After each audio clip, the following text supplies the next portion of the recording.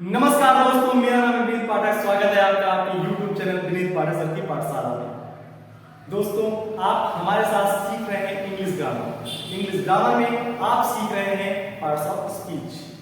Parts of speech में हमने noun, pronoun और एडजेक्टिव के बारे में सीखा। इसी क्रम में अब हम सीखने वाले हैं वर्ब्स के बारे में। जी हाँ, वर्ब्स जो बहुत ही इंपॉर्टेंट पार्ट होता है हमारे सेंटेंस का।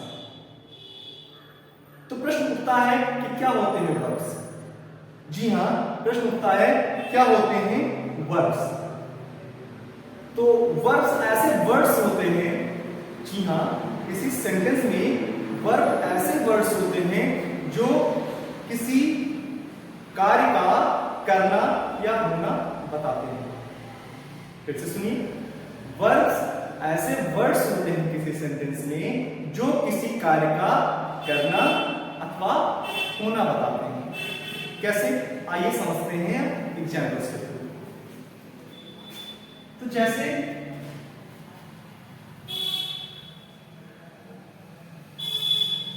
he goes to school. He goes to school. She eats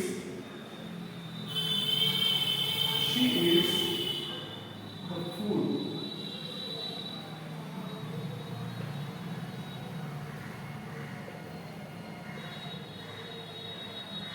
Ram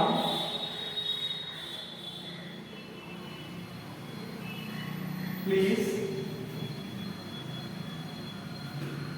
the game. Right? अब देखिए, ध्यान दीजिए, he goes to school यानी कि वह स्कूल जाता है। she eats the food, वह खाना खाती है। Ram plays the game, Ram game खेलता है। तो पहले सेंटेंस में goes, सेकंड में eats एंड थर्ड में plays। ये क्या है? goes, eats and plays। ये काम का करना बता रहा है। राम क्या कर रहा है? गोज, जाता है। कहां जाता है? स्कूल। तो राम स्कूल जाता है। जाने के काम को कौन बता रहा है? Goes. She Yeats the food, वह खाना खाती है। तो खाना खाना कौन बता रहा है? ईट्स। ईट्स मतलब खाती है। Ram plays the game, Ram game खेलता है। तो खेलने को बता रहा है, प्लेज वर्ड बता रहा है। ओके, तो ही गोज टू स्कूल, वह स्कूल जाता है। इसमें जाने की इंग्लिश क्या होगी? गोज। तो गोज क्या होगा? वर्ब होगा। क्या होगा? वर्ब होगा। शी ईट्स, वह खाती है। तो खाने को कौन बता रहा है? ईट वर्ड बता रहा है। ईट क्या होगा? ईट हमारी वर्ब हो जाएगी। Right? Ram plays the game, Ram game खेलता है। खेलना, खेलने की इंग्लिश क्या है? प्लेज। तो प्लेज हमारा काम का करना बता रहा है। क्या काम करना? खेलना, खेलने का काम हो रहा है। तो प्लेज हमारा क्या हो जाएगा? वर्ब हो जाएगा। शी ईट्स, वह खाती है। तो खाना क्या है? काम का करना, यानी कि वर्ब हो जाएगा। इसी प्रकार ही गोज टू स्कूल, वह स्कूल जाता है। जाने की अंग्रेजी क्या है? गोज। तो गोज क्या बता रहा है? काम का करना, काम किया जा रहा है। तो गोज हमारा वर्ब हो जाएगा। तो आशा है आपको बहुत अच्छे से यहां से इस तरह से वर्ब का प्रयोग समझ में आया होगा।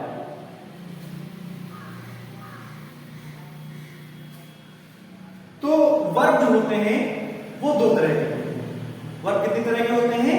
वर्ब होते हैं दो तरह के। भाई, हमने वर्ब का इंट्रोडक्शन सीख लिया, तो क्या बस इतना ही है? नहीं, इससे आगे कहानी अब शुरू होती है।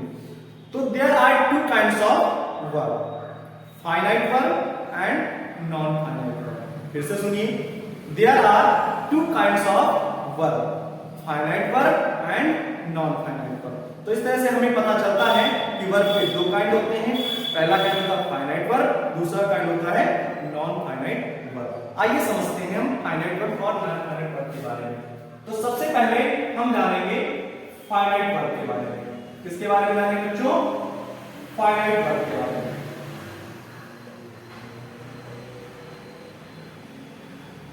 फाइनाइट वर्ब के बारे में हम जानेंगे। क्या होते हैं फाइनाइट वर्ब?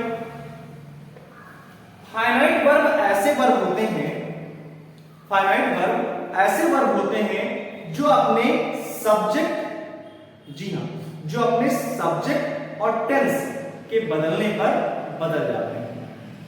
फिर से सुनिए ध्यान से आप, फाइनाइट वर्ब ऐसे वर्ब होते हैं जो अपने सब्जेक्ट और टेंस के बदलने पर बदल जाते हैं। कैसे? ध्यान दीजिए, जैसे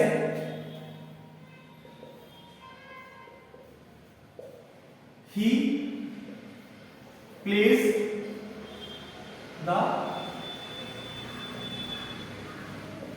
cricket, he plays the cricket, वह क्रिकेट खेलता है। सेकेंड सेंटेंस में देखिए, दे प्ले द क्रिकेट। अब ध्यान दीजिए, जब हमने लिखा ही प्लेज द क्रिकेट, तो जब हमने सब्जेक्ट क्या लिखा? ही कैसा सब्जेक्ट है? सिंगुलर। सॉरी, तो ही कैसा सब्जेक्ट है? सिंगुलर सब्जेक्ट है। ओके, तो जब सिंगुलर सब्जेक्ट हमने यूज किया तो हमारी वर्ब क्या है? प्लेज है, यानी कि वर्ब की फर्स्ट फॉर्म में हमने एस का प्रयोग किया।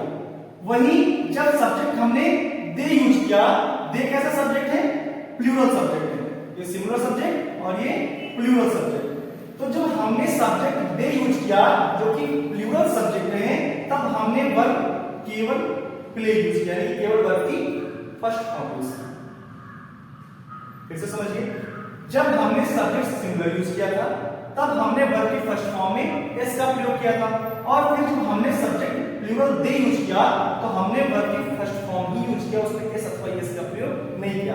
अर्थात सब्जेक्ट के चेंज होने पर वर्ब का रूप क्या हुआ? बदल गया। तो मैंने दो बातें आपसे कही थी। पहली बात कही थी कि ऐसी वर्ब जो अपने सब्जेक्ट के बदलने से बदल जाए। दूसरी बात क्या कही थी? अपने टेंस के बदलने पर बदल जाए। राइट? तो आपने सब्जेक्ट के बदलने पर कैसे वर्ब बदल जाती है फाइनाइट वर्ब, आपने ध्यान दिया। तो हम क्या कह सकते हैं कि प्लेस क्या है हमारी? फाइनाइट वर्ब है। प्ले क्या है हमारी? फाइनाइट वर्ब है। राइट? क्योंकि अपने सब्जेक्ट के रूप के बदलने पर बदल जाती है। इसी प्रकार दूसरी बात हमने क्या कही थी? अपने टेंस के बदलने पर बदल जाती है। देखिए कैसे, जैसे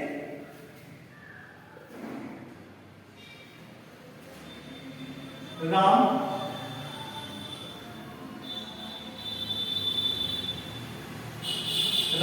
ईट the food, Ram eat the food.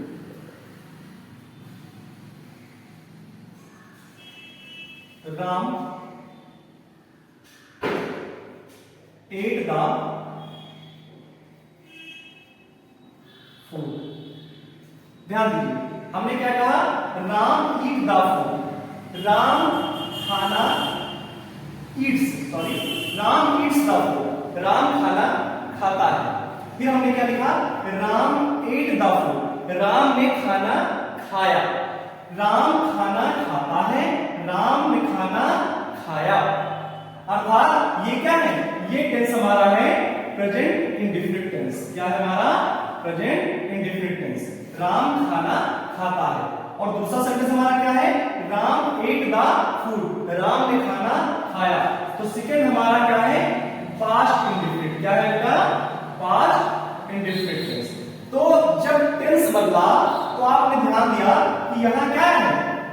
यहां जो वर्ब आई है, वर्ब की फर्स्ट फॉर्म में एस का प्रयोग किया गया है, यानी कि वर्ब की फर्स्ट फॉर्म प्लस एस का प्रयोग हुआ है।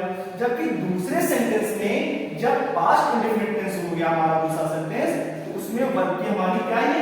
Second form I. क्या है? Second form. तो यहां पर हमारी वर्ब की फर्स्ट फॉर्म प्लस एस का प्रयोग हुआ है, जबकि सेकंड में हमारे साथ क्या हुआ है? वर्ब की सेकंड फॉर्म आई है। क्या आई है? वर्ब की सेकंड फॉर्म आई है। राइट? तो आप ध्यान दीजिए कि जब पहले हमारे सब्जेक्ट के चेंज होने पर वर्ब चेंज हो रही थी, तो आपने जाना था कि कैसे सब्जेक्ट के बदलने पर वर्ब का रूप बदल जाता है। इन एग्जांपल्स में आपने देखा कि कैसे टेंस के बदलने पर भी वर्ब का रूप बदल जाता है। एक एग्जांपल और देखिए, जैसे Ram has eaten the food, यानी कि राम खाना खा चुका है। अब इसका टेंस क्या है?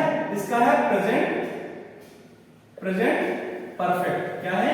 Present perfect. तो जब हमारा फिर से टेंस चेंज हुआ, प्रेजेंट परफेक्ट आया, तो आप देखिए वर्ब का रूप क्या हो चुका है? Has eaten. क्या हो चुका है? यानी कि वर्ब की थर्ड फॉर्म का प्रयोग हुआ है। इसका प्रयोग हुआ है वर्ब की थर्ड फॉर्म का। तो आशा है इस तरह से आपको बेहतर तरीके से समझ में आ चुका होगा कि किस प्रकार से हमारी फाइनाइट वर्ब्स अपने सब्जेक्ट और टेंस के बदलने पर बदल जाती है। इसी प्रकार से हमारे साथ बेहतर तरीके से इंग्लिश सीखते रहने के लिए अभी हमारे चैनल को सब्सक्राइब कर लीजिए और बेल आइकन दबाना बिल्कुल मत भूलिएगा, ताकि लगातार इसी प्रकार से आपको आपके YouTube पे वीडियोस का नोटिफिकेशन प्राप्त होता रहे और आप हमारे साथ न सिर्फ इंग्लिश बल्कि इंग्लिश के साथ साथ मैथ, साइंस, SST और तमाम सारे कंप्यूटर सब्जेक्ट अच्छे से सीख सकें। बहुत बहुत धन्यवाद।